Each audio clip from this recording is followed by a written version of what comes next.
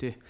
За Ардсан намын шинжлэлийн ажлын хэсэг 2016 оны 8 сарын 3-ны өдөр одоо нийт 35 хүний бүрэлдэхүүнтэйгээр бол ерөнхий нарийн бичгийн даргын тушаалаар бол байгуулагдсан. За энэ байгуулагдсанаас хойш бол 1 сарын хугацаанд бид нар албан ёсоор байгуулагдаж 1 сарын хугацаанд бол улс төрийн намын шинжилэл болон шийдэл гэдэг тийм сэдвээр бол сэтгүүлчид эрдэмтэн судлаачдын дунд бол улс төрийн намын эрдэмтэн судлаачдын дунд хилцүүлэг хийсэн байгаа. Тэгэхээр энэ хилцүүлгээр бол улс төрийн намын нээлттэй ил тод байдал хариуцлагатай дотоод арчилтаа болох гэдэг тийм сэдвүүдэр бол хилцүүлсэн. За мөн Дорногов аймгийн одоо Ардсан намын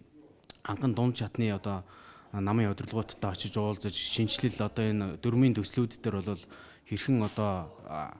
ажиллах уу, хэрхэн одоо энэ Ардсан намын дөрмийг сайжруулах уу гэдэг талаар бол одоо бас ингэж уулзаж тэдний санал бодлыг авсан.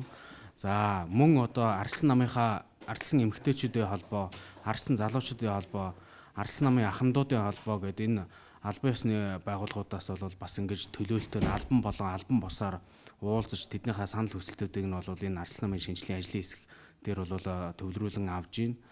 Дээр нь бол үе үеийн Ардсан намын дарга нартаа үе үед одоо хийжсэн ерөнхий нарийн бичгийн дарга нартаа бас уулзаж бид нар ерөнхийдөө бүх энэ өмнө болсон асуудлуудаа ялагдлын шалтгаанууд юу вэ гэдэг дээр бол бас ингэж уулзаж ярилцаж санал хүсэлтүүдийг нь авч ингэж хамтарч ажиллаж байна. За бидний одоо төлөвлөж байгаа төлөвлөгөөгөр бол Ардсан намын үндэсний зөвлөлт хорооны хурлын өмнө бол манай энэ шинжилгээ ажлын хэсэг бол 21 аймагт Ардсан намын одоо бүх харьяалтай одоо байгууллагуудаар очиж ажиллана. Түүн дээр бол 5 баг болон хуваагдаж одоо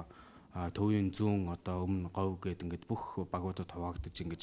хурж ажиллаж яг энэ саяны шинжилттэй холбоотойгоор эрдэмтэн судлаачдын хэлсэн одоо намын шинжилттэй холбоотой бүх асуудлуудаар ингэж хилцүүлгээж тэднийхээ санаа бодлыг нь аваж Ардсан намын одоо 12 сарын 6-нд болох